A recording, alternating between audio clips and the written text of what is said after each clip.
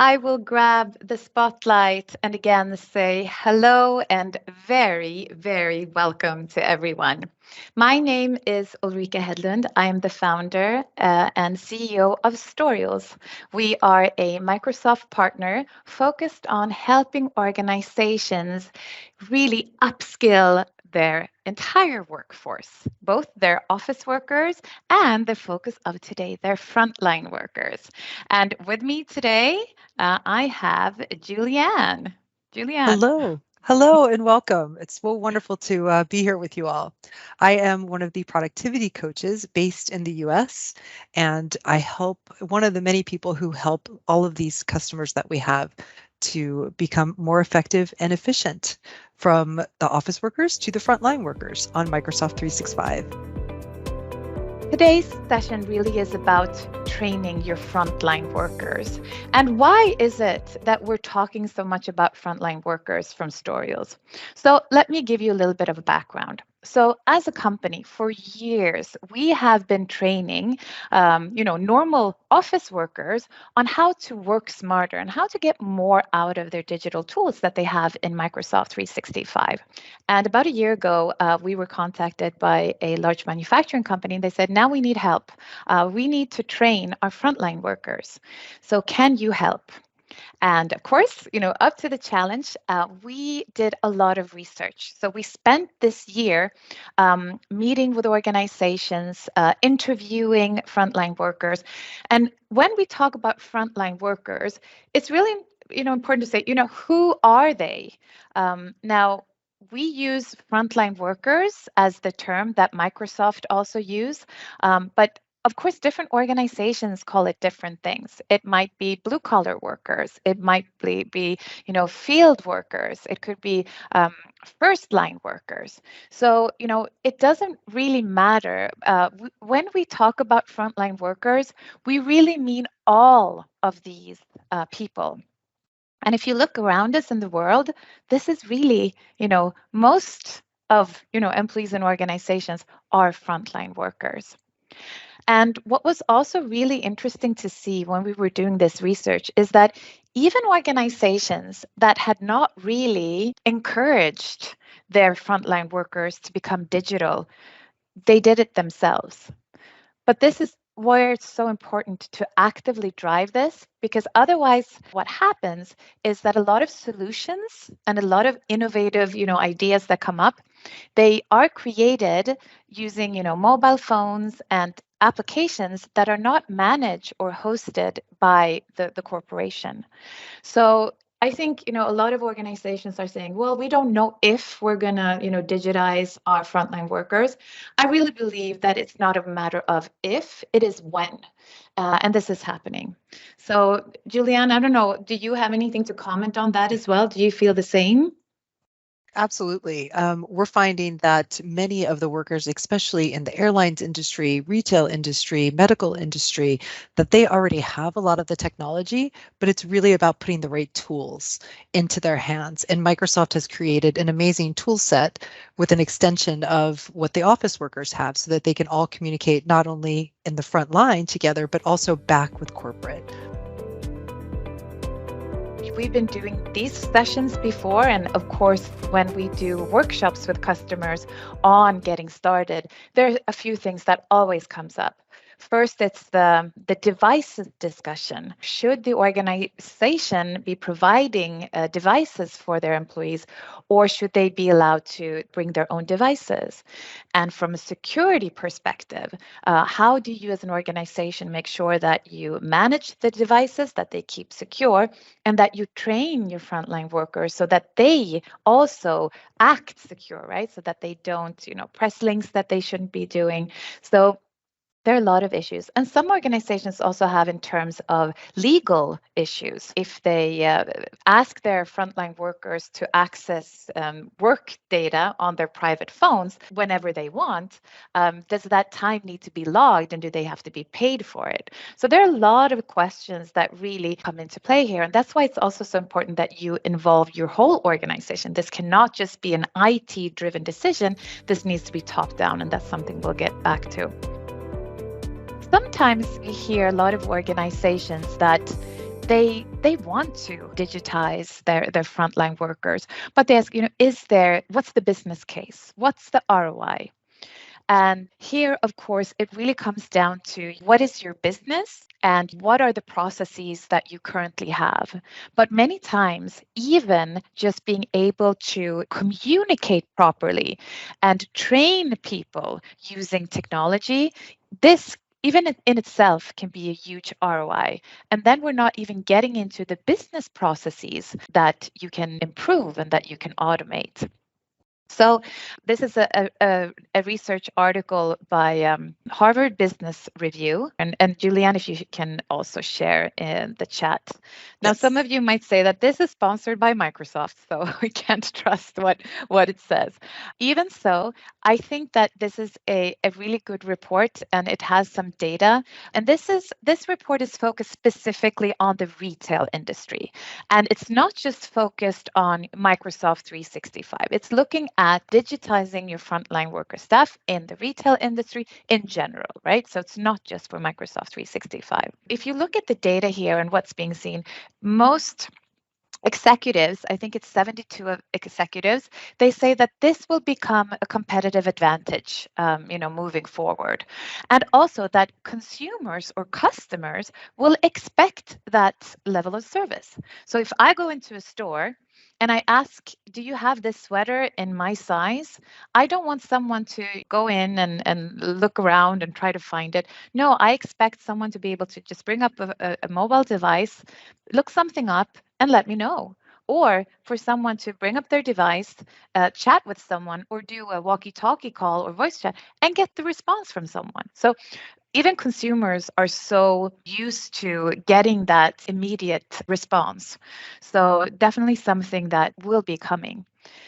We'll be talking a bit more about it when we talk about kind of the customer stories. But there is a Swedish, I would say, like IT retail company called Kjell & Company, and they have now rolled out Microsoft Teams in all of their stores for all of their retail personnel. And for them also, the main thing was being able to give a better customer service. So now they can have video calls with customers, they can show things around in the store. And this, of course, becomes that, now they are, they're a technology company, right? So it suits their profile. But even so, even if they were not, this is really something where they can increase their customer satisfaction.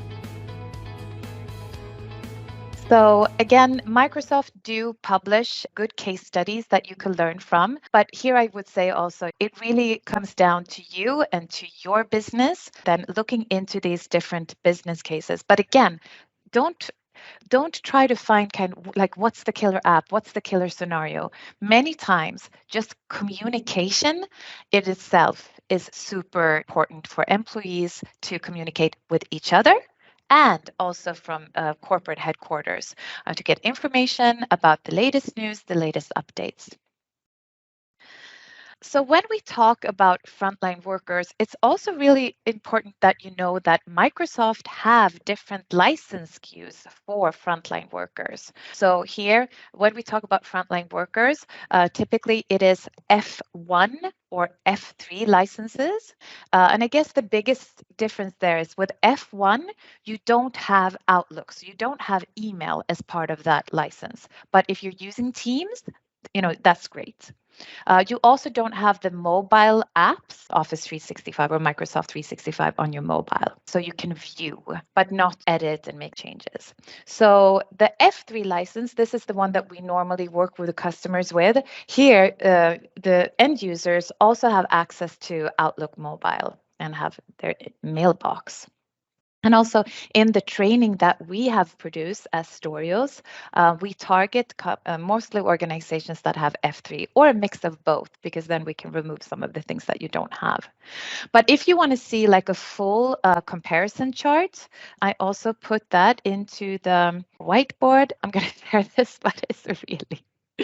This comparison chart is like really, really into details. So you can see here the Office mobile apps are read-only in F1, and you can see here down into detail what you have and what you do not have in the F1 versus F3 licenses. Microsoft Teams has had a huge impact on frontline workers. And when I say Microsoft Teams, I really mean the out of the box functionality that you have with Microsoft Teams. Using chat, using video meetings, and being able to communicate. So this is a huge, huge benefit just using Teams in itself. With that said, Microsoft are also developing a number of apps. As you know, Teams is a great platform for hosting apps, either developed by Microsoft or by other vendors that can develop apps that you put into Teams. So Teams becomes like the one-stop application, the one-stop shop, the application that your frontline workers would use. Now, with that, there are also a number of other applications, such as walkie-talkie or shifts or approvals that are, again, embedded into Teams and that can be more specifically used in these frontline worker scenarios. So for instance, in the updates app, so updates, it's almost like using forms that we used for the survey where you filled in your information. But it's on the phone. So you could, for instance, have a store opening checklist that you then ask the people that open the store to fill in. Or it could be a shifts handover. So if you're in a manufacturing and you have shifts that hand over from one shift to the other, again, it could be just a simple report that you fill in, and then the next shift know what's going on and they have summarized information.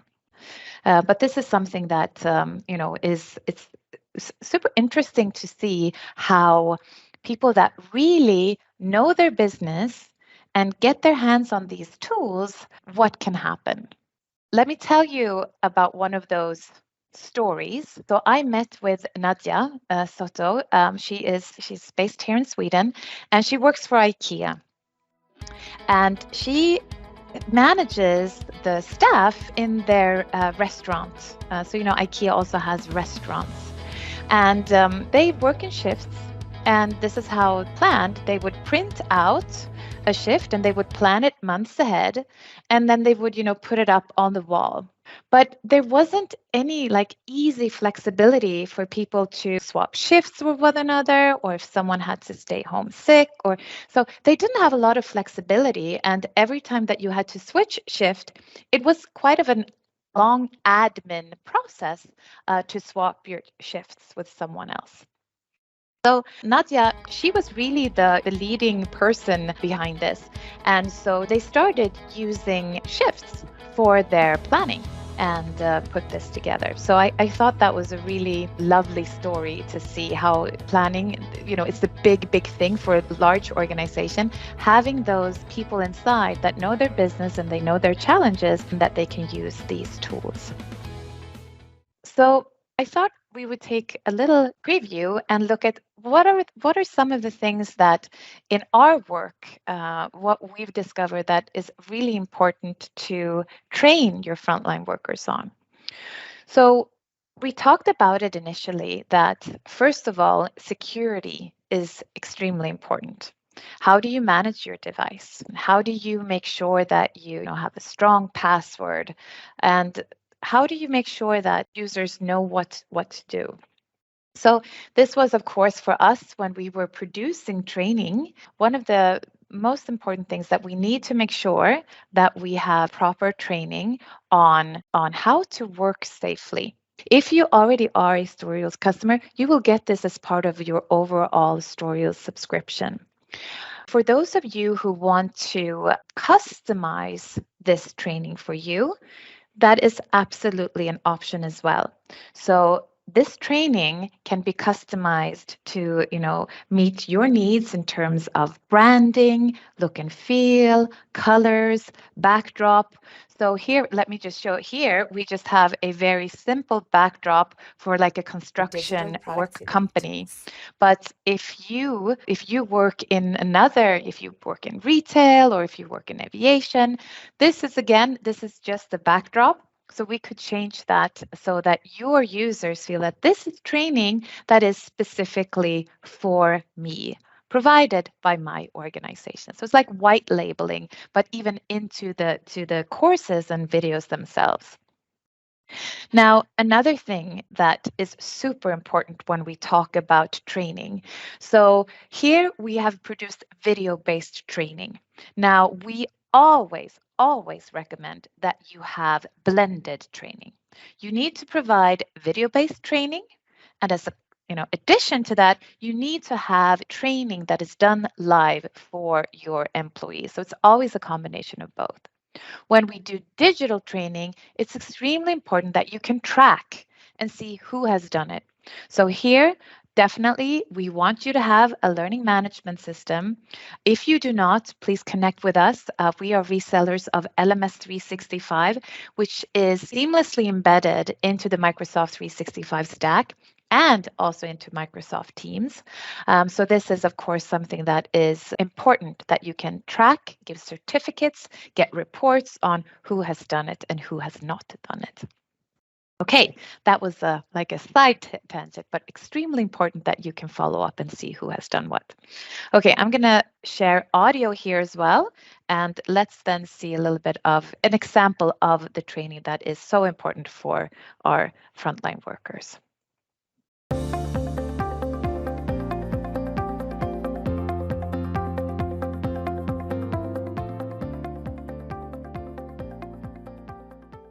Getting started using the many apps in Microsoft 365 is super exciting. A whole new world of opportunities opens up.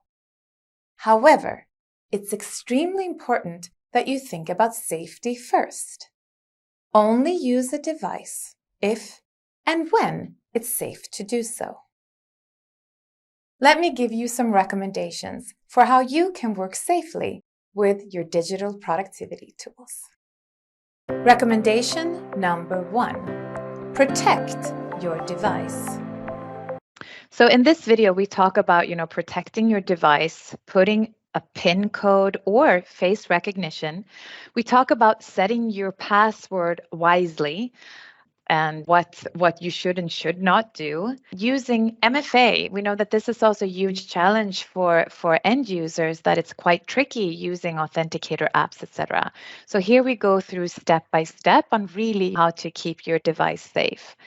And then we go through a little bit of some of the safety concerns, of course, that organizations have today and security breaches, because it's super important that your employees know if something happens, they shouldn't be ashamed or try to kind of hide it. Security breaches today and cyber criminality, it is everywhere. So it's so important that they always know that they should always contact IT, even if they themselves feel that, well, I don't have any secrets or I don't have anything to hide.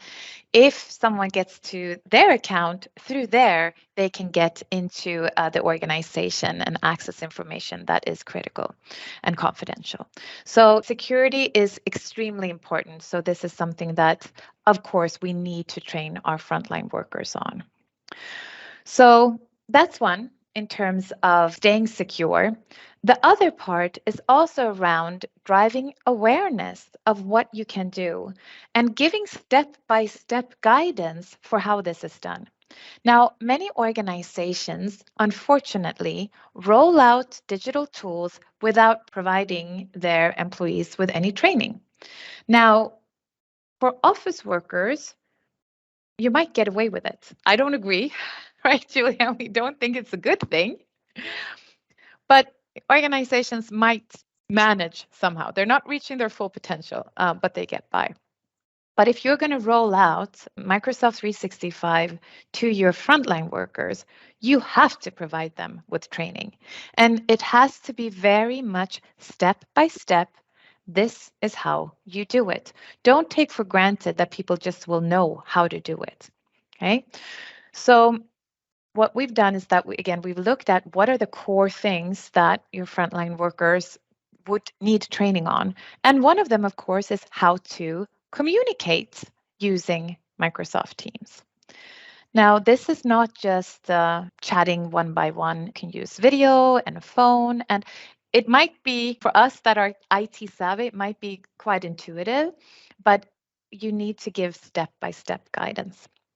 So what I will show you now is a course that is for frontline workers on helping them to communicate wherever they are. And the story that we've used for this is a retail store. But remember, even if your organization is in manufacturing, telling stories of how others work really also help them to see how they can apply that to themselves.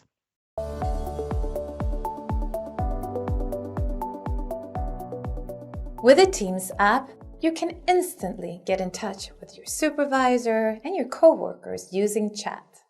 Tap the chat icon and then New Chat. Or just search for the person you want to communicate with using the search bar. The colored presence indicator shows if the person is free, away, busy, or if they do not want to be disturbed. You can quickly just write a simple message in the text box and send it off. The person you are chatting with will get a notification, whether or not they have the Teams app opened, unless they have chosen to turn. And again, this is just the backdrop. So if you are not working in retail, this could be changed, of course, to have any backdrop from your organization. Something, of course, when we look at Microsoft Teams and the usage for that, adding telephony into Microsoft Teams as well becomes a great help for many organizations.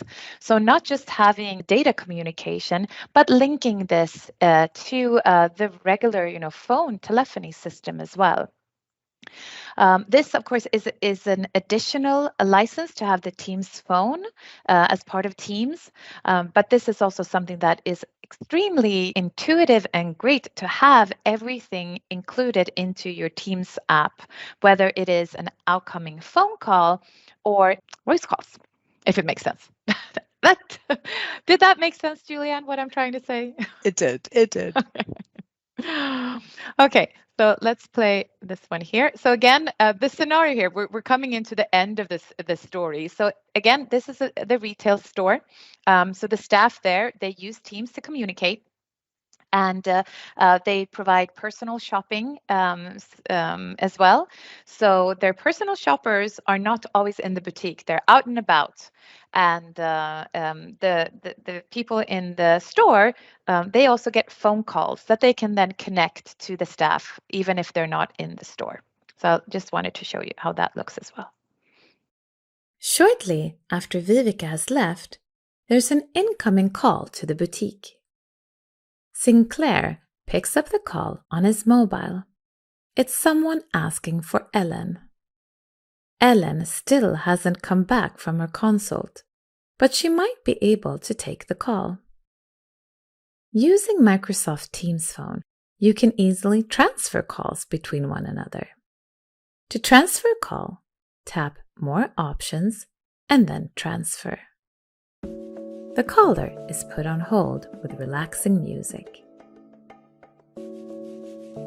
Sinclair taps Consult first and searches for Ellen in the chat. An automated message is created that he sends off. Ellen sees the message and taps the suggested reply that she can take it. Sinclair taps the transfer icon and then Transfer to confirm. The call is connected to Ellen. It's her 3 p.m. appointment who's not feeling well. She wonders if they can do the consult online tomorrow instead. No problem. Before Ellen drives off, she taps Activity to see what she has missed. She can see the channel notification from Malin. She taps the post and sees the photo from the store. She taps More Options and then gives a heart. Thanks to Teams, everyone can stay connected and have rich experiences with each other, no matter where they are. So again, this is a story showing how it actually works if you have telephony connected to Teams, how you can transfer calls, how automated text messages come. And again, for some organizations, this is very far away. It might not be, years until years they connect that. But some organizations that are setting up in a new place where they don't have a legacy phone system, it makes perfect sense to do this in a modern way and using Teams for it. But then, of course, it's important that you can train your staff on how to use Teams, not only for your, communication, but also for things like telephony and listening to voice messages and things like that. So again, seeing what is possible, it might seem like science fiction for many, but what we're trying to say is also that you need to raise awareness. So some of our customers are saying we're not ready yet, and then we say, that's absolutely fine. What you can do is you can run like an awareness information session for supervisors, and from that you might be able to pick up some of the things that they want to do, and then you can focus on that. And then you just train your users on that specific area. Okay. So we talked about some of these customer stories, Shell & Company, who have Teams enabled for their stores, and IKEA. I wanted to bring up another example. This is a company called Muwasalat, and it is a transportation company in Qatar. And for those of you who are FIFA soccer fans, you might have seen a game or two. You know that the World Cup was hosted in Doha a while back. And Muwasalat is a transportation company. So they have cab drivers, they have bus drivers, all types of transportation. They've been working closely with Microsoft to see how can they keep their all of their frontline workers, all of their thousands of drivers informed about what's going on and how do we train them on Teams. So as we've had the privilege to work with Muwasalat to train them on how to use these tools. They're using it for requests. So as soon as a driver needs anything, they need a new medical ID, they need a new uniform, they just input it via Teams and it's inputted and they get everything into a list and it's really, managed step by step. And they have their shifts planning there as well. But here again, when we're talking about how do you get training out to your employees, here you need to be, innovative, and you have to think about different ways of reaching your employees where they are. So again, it might be inviting everyone into a session and have a big screen and play a video or do a live session for everyone there. Have TVs that are rolling out in common areas. Of course, have video-based training available on mobile devices that they can access. So it's really about, getting training and awareness in all of these different channels that you have. Okay, we are closing, and so we've talked about some of the different customers. So, okay, let's get into the final part here on guidance and steps to succeed. So, first of all, like we said, this needs to be a top-down initiative. Deciding on rolling out Microsoft 365 to your frontline workers, looking at how you're managing the devices, needs to be top down, and it also needs to be joint for the whole organization because it does affect so many different parts of your organization. With that said, even though there are a lot of people that should be involved, it also needs to have clear ownership, right?